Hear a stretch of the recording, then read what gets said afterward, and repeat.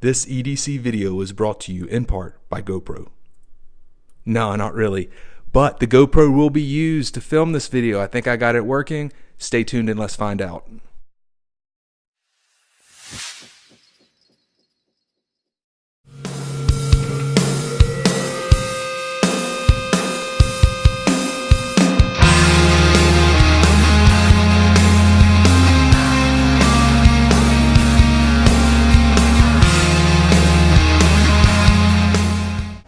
So I should be backing this video up with the iPhone, maybe pointed at a different angle, but I'm not. No one ever accused me of being the sharpest tool in the shed, so what we're going to do is just, we're going to go with it, see how it works, and hope the GoPro lasts the whole time. So far, 20 seconds in, and we're still rolling, so that's better than previous runs. So first off, we'll start with the Jeep key. So I'm still with this donkey of a key. The people at ATJ Designs have come out with one for the JL finally. I do plan on getting it. I'm waiting to see if they're going to release one in Desert Tan. That's kind of the color I'd like for whatever reason. I know it's cheesy. If not, I'll probably just get a black one with the red screws. Then we have the Casio. This is the Casio DW5600. Got it with the red resin band. I initially got it not really as just a kind of a collector's item, but yeah, pretty much that. I didn't know if I would wear it. Didn't know if I liked the backlight, which is it's got the backlight, so I guess that's not what I'm talking about. But the display on it's a negative display, so it's black and then the numbers are illuminated. The opposite's where the numbers are dark and the background's light. Honestly, it's a little difficult to read, especially if it's not fairly bright outside. I mean, at night or in the evening time, but it does have the illumination, so you just hit the button and it's okay. It's not bad. It's limited edition, so they're supposed to not really pull them, but stop making them, so they're probably going to get rarer to find. That's kind of why I picked it up. The specific model number on it, I believe, is 3229, but if you just Google Casio 5600 HR, that's HR is the Heritage line, which is the square face. So like I said, I like it. It's I've worn it more than my Apple Watch since I've gotten it. So they run for about $100. I got mine at Dillard's when they were running like a 60% or 40% off sale. I think it's 40% off sale because I paid $60 for it. So just a little math there, you know. Then rotating the EF knife still an awesome little knife. I do wish I could fix the little nick. I've almost got it completely out, but there's still, I don't know if it'll focus in. There's still a little portion left in there, but for something just, a workhorse, this knife, you can't beat it. It's awesome. And then no clip, clear chamber. The Ruger LCP, still just a great little gun. When I've carried it, I've actually carried it in the pouch that comes with it, and just I've stuck it in my pocket. I know a lot of people are anti-carrying it that way, but that's the way I like to carry it. I haven't carried it a whole lot. I don't carry it daily. My work is very strict. If you're caught with even the magazine in your car, there's no tolerance there. You're automatic termination. So I don't want to take that chance. I don't really carry a lot. I tend to carry it more on the weekend. Also, if I'm not at work, then I'm typically doing something with the kids, either at school or just running around with them. So in places that you can't, there's a lot of places, at least here in the part of Texas I am, that have put up the legitimate signs for no carry, no open carry.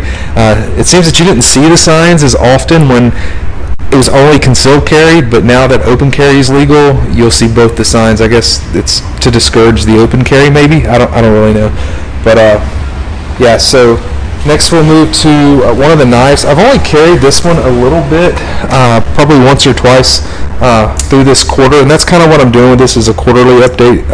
Should have known that by the title, or maybe I should have said it sooner. But this is the Kershaw 1920. And you guys know that I'm not really a fan of the serrations, but with the sharpening systems I have, I've been able to put a good edge on it, and it's really a good. It's kind of like the EF. It's good for a work knife, and it has bits on it, so it kind of has the multi-tool function. I wouldn't necessarily call it a multi-tool, even though I guess it technically is. That could be maybe a bottle opener. Never tried that out. Maybe that's kind of looks like the shape, right? You guys can see that? So, but it's a good little knife. I got it when Walmart was doing their little Kershaw sale a couple years ago. Actually, it's more than a couple years now, but I got it for like $9 or $10, and it's probably the best $9 or $10 I spent. May have been a little cheaper, but I think 9 or 10 was about right.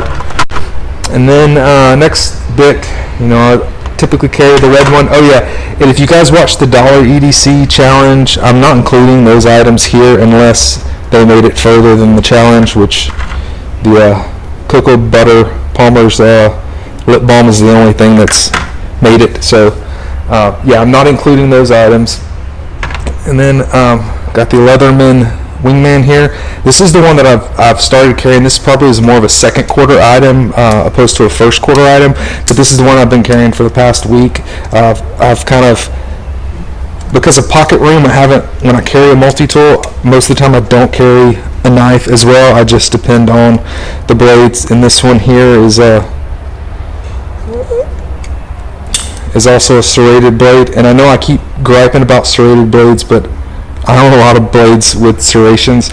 That's just how it goes sometimes. So it is what it is. But this is a great little multi-tool. There's probably 100 or more videos on all the functions of it, but great little multi-tool. Got it. Work actually gave this to us for 1 year LOPC free. That's loss of primary containment. That means we didn't have a spill for a year, which is awesome. Next is the Spyderco Squeak. This has the, you can see here, it's got the N690CO steel. Retains an edge good. I like it because it was more of a knife it was designed for areas, probably not of the country, but I guess maybe of the country or other countries that can't have a locking blade, so it's a slip joint. And for blade size as well, so it's just a little knife, but it's super sharp, works super well. I've carried it with this took the dollar store EDC place, and I carried it for a while, and then I moved up for whatever reason, decided I wanted something a little bigger, so started again carrying the Cold Steel Code 4.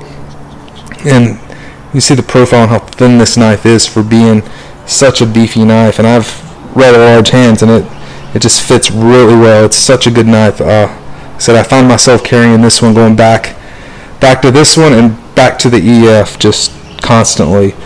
They're just great knives. Move the watch back out of the way. I got a little EDC caddy here that I'm showing everything on. It's usually not this neat, but I keep this on my dresser, and that's where I've been throwing stuff at. So still rocking the hitching timber. It's still breaking in. You'll see some scratches on it from just coming in and out of my pocket. I think I caught that with my thumbnail. The back looks pretty well. This is the part that rides against your leg. So great wallet. It's just what it says, card caddy. It's not as good if you're carrying cash. Just doesn't do as good of a job, just because it's hard to get cash in and out of there. But for the most part, we're kind of almost a cashless society. I know we should carry a little cash, and I try to somewheres in the Jeep or somewheres in here. But for the most part, cards are great with it. Oh, and I just about knocked the GoPro down. And then still got the Swiss Army. You guys have seen this before. It stays there just more as a backup blade. Really backup only. I've used it a couple times at work because it's very let's see, non-intimidating, I guess would be the best word. So opening packages or food items, we're not allowed to use knives at work unless it's in the kitchen, so that's when that one's gotten used. The Fisher Space Pen, the bullet and brass, you guys can tell it's had its use. It's patining well. I thought about taking it back and shining it up again just to see how that works, maybe do a video on it. At this point, you guys haven't seen a video on it because I've haven't done it yet. Just been deciding against it because I really do like the way that it's turning colors. I think that's awesome. So we'll see if it gets any, I don't want to say worse or better, patining on it. After that, maybe we shine it up and let it get like this again. The rest is driver's license, card, concealed carry, all that good stuff. Next, the KeySmart. Not a whole lot to say about it. Still using it. Keeps the keys quiet. I have thought about trimming this key because it's so huge and it is ridiculous. But not sure if I'm allowed to do it. It's my office key. The Apple Watch, still have it with the Nomad band. Love this band. Love the way the colors have changed and just the way it's turned out. Haven't really used it that much lately. I've been using it. I'll switch to it when I take a run, or you can see that this band's on it. So it's when I've like gone out with the family or something a little nicer than just the rubber band type watch. So, but for the most part, I haven't worn it a lot. I don't feel that the functions are working as good anymore. It's probably because it's a Series 1 and it's like 4 years old now, about 4 years old, I think, 3 or 4 years old. So it's starting to, like most electronics, it's starting to slow down. It takes more time to pull up some of the functions. So I just find it, other than it let me know when I get a phone call, because now I tend to miss a lot of phone calls with that and text messages. Other than that, I don't really miss it too much. But those are the big functions of this watch, so I do miss those, I guess. Next is the Q2. As you guys know, for the most part, I use it for the light, but the light's not coming on. You have to play with it now, so I'm not real sure what's going on. See, it's working now. Not really that big of a deal. I opened it up and cleaned it, and I changed the battery out and cleaned the corrosion off of it. It looks like it's got corrosion again though, and it does. If you look in here, it looks corroded. I've cleaned all that out. This battery's, it's brand on. It's making it, the battery's corrode, but said if you play with it, it still works. So I'm gonna ride with it until it completely craps out and dies on me, I guess. Next, the Holbrooks by Oakley. These are, once again, the Cerakoted versions from Oakley SI, and those things are awesome. I love those. And so since summertime is officially here in Texas, we don't get a spring. It's winter, summer. I've been rocking the Quicksilver hat. This is the reason I'm showing the hats. One, it keeps my bald head from getting burnt, but this has a dry flex. So it's a flex fit. You can see the little emblem there, but it's a different material. You can see under here, flex fit, patent pending,